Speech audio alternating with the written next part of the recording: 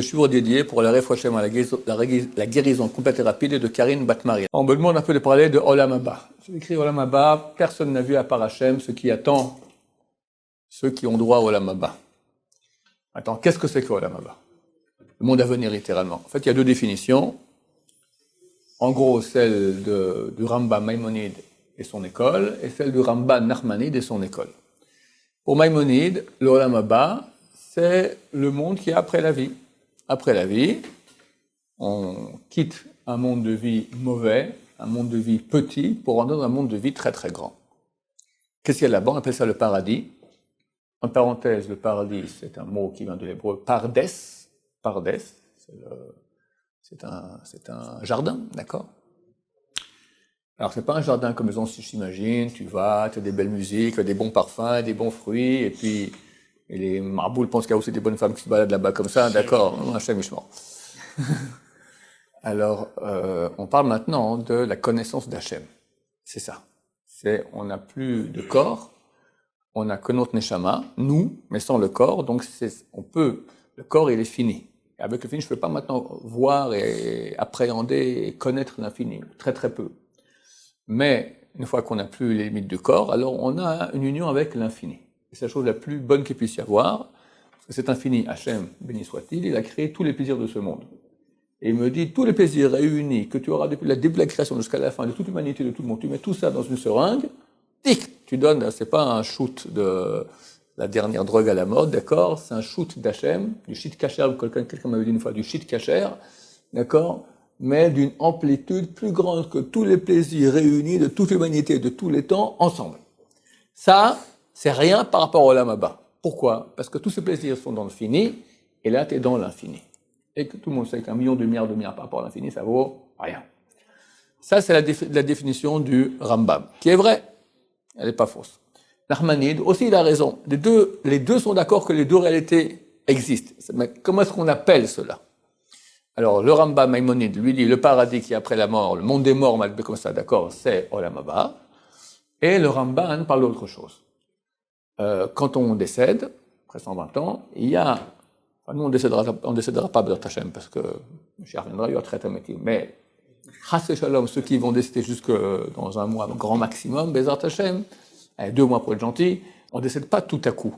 Alors, 30 jours avant la mort, il y a une partie d'âme qui nous quitte.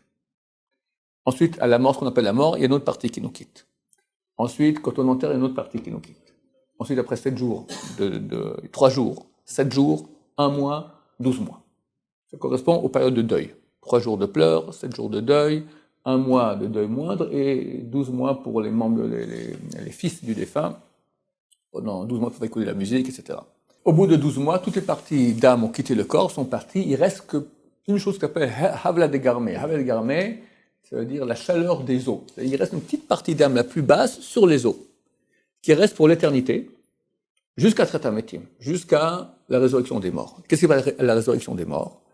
Les âmes qui sont parties, reviennent avec une puissance divine énorme. C'est comme si on les a boostées comme ça énormément, et elles rentrent dans cette partie d'âme qui est sur les os, et ensemble, ils s'unissent en situation d'union, c'est-à-dire qu'on est de nouveau entier. Alors, est-ce que c'est les os eux-mêmes qui vont repousser? Il y en a qui disent que oui.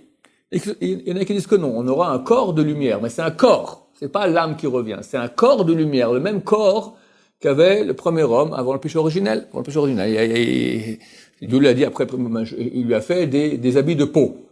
Alors, il y en a qui croient que c'est des toques de fourrure comme les hommes de Cro-Magnon. Il y en a qui disent non, l'habit de peau, c'est ça, d'accord? Or, Bassar Tesochecheni, c'est marqué avec de la peau et de la chair, tu m'as couvert. Tu as couvert quoi? Tu as couvert moi. Donc, j'ai un corps de chair, moi je peux avoir aussi un corps de lumière. Lumière se dit en hébreu or avec Aleph. Peau se dit or avec un Ain. C'est marqué que donc, Dieu lui a transformé son corps de or en or.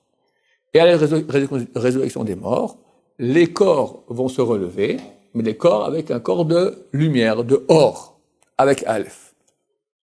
Et on sera ici sur Terre, avec un flux de bonté d'Hachem inimaginable, c'est ça Olam Haba.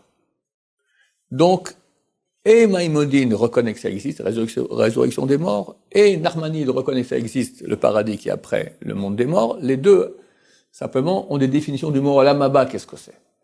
Pour tous, c'est la même chose. Tout cela va durer, je finis avec la résurrection des morts, tout cela va durer jusqu'en l'an 6000. En l'an 6000, tout le monde quitte ce monde-là et n'existe plus, on part dans une dimension qui n'est que spirituelle. Il n'y a même plus la terre, il n'y a plus absolument rien.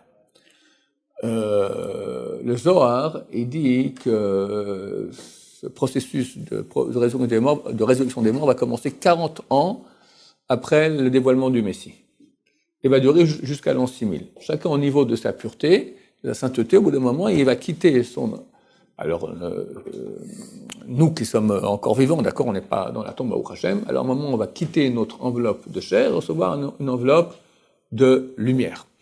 Baba Saleh a dit que trop de temps est passé déjà de l'exil, et quand Mashiach se dévoilera, on aura directement, va commencer directement le processus de Triat Hametim. Donc, très bientôt, on va voir au moins Abraham Saki Yaakov revenir, Moshe Rabbeinu, le roi David, etc. Ezrat Hashem très bientôt parmi nous. Les gens qui sont partis de n'importe quel âge, quand ils vont ressusciter, alors quel aspect on a quand on a un corps de lumière? Comment on les reconnaît? On a un aspect lumineux, on reconnaîtra, il n'y a aucun problème. On reconnaîtra. Mais je ne peux pas te dire s'il sera avec des cheveux blancs ou des cheveux noirs, d'accord, mais on reconnaîtra lui. Comme des fois, il y a des gens qui sentent la présence d'un défunt près d'eux. Ça arrive, des choses pareilles. Ils sentent qu'il est là.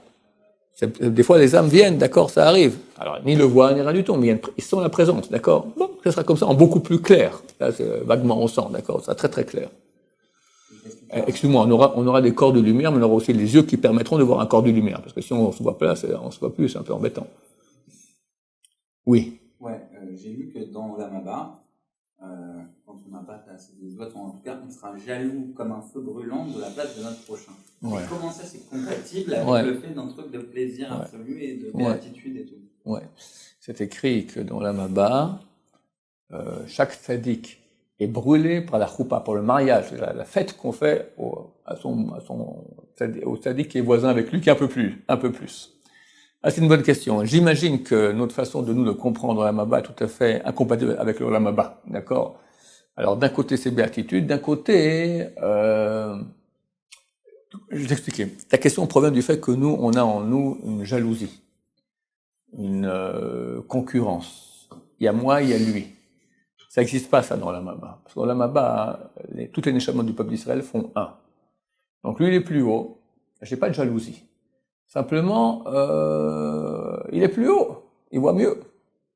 Alors, est-ce que ça me fait rendre triste? C'est parce qu'on est triste là-bas. Il y a quelque chose qui se passe, voilà, qui est dans les termes du Olam Haba, nous ne savons pas de quoi il s'agit. C'est bon, messieurs, pour Olam Haba? Pas tout le monde ressuscite. Et ceux qui croient pour la résurrection des morts, attends, c'est ceux qui sont conscients de cela. Ceux qui n'ont pas éduqués avec une Torah, hein, alors Dieu les jugera en fonction de leur innocence. Ça se peut on peut rien leur reprocher. Mais quelqu'un qui pouvait, pardon? Alors, il y a deux choses. Donc, résurrection des morts, ça pour pouvoir y participer, il faut au moins y croire. À moins que, comme j'ai dit, on ait quelqu'un qui n'a pas reçu d'éducation juive suffisante. Il y a certains péchés qui empêchent la résurrection des morts, par exemple, le prêt à intérêt. D'accord? Entre juifs. Prendre un goy ou prêter un goy, c'est permis, comme eux le permettent. D'accord? Tout le monde comprend que c'est logique que si je te prête 10 000 euros pour un an, tu m'auras un peu plus. La Torah dit c'est interdit, mais c'est pas logique. D'accord? C'est entre juifs. Entre juifs et non-juifs, c'est permis. Il y a d'autres choses pour lesquelles on peut ne pas avoir part au Olam Haba. Il y a beaucoup de péchés on avait lu le Maïmonide qui cite 24 types de personnes qui n'ont pas part au Olam Haba. S'ils n'ont pas fait de chouva. Maintenant, lui, il parle de l'Olam Haba, d'après sa définition, qui est le paradis. D'accord? C'est marqué que l'enfer s'arrête pour tout le monde. Tout s'arrête, c'est fini, il n'y a plus d'enfer. Sauf eux, ils continuent maintenant, ils font pas des heures supplémentaires, ils font des millénaires supplémentaires. Puis un beau mot, alors, et puis pour toujours. Comme ça dit, le Rambam dit pour toujours. Et le Rav Eliashiv, le grand-père de Rav Eliashiv actuel, celui qui est décédé il y a quelques années, qui était le grand-père, le plus grand kabbaliste ashkénaze qui ait eu, le plus grand kabbaliste, le dernier des grands kabbalistes ashkénazes, voilà. Lui, il écrit qu'il est clair qu'aucune neshama juive peut manquer à la fin, parce que chaque neshama juive, c'est une partie de Dieu. Alors, il est impossible qu'à la fin, le tikkun total, il y aura l'unité totale d'Hachem. On sera unis à Hachem, il ne peut pas avoir quelque chose qui manque. Donc, même ces neshamot-là participeront à la fin. Mais elles vont beaucoup endurer sur le chemin. Baruch Adonai, l'olam, amen va amen.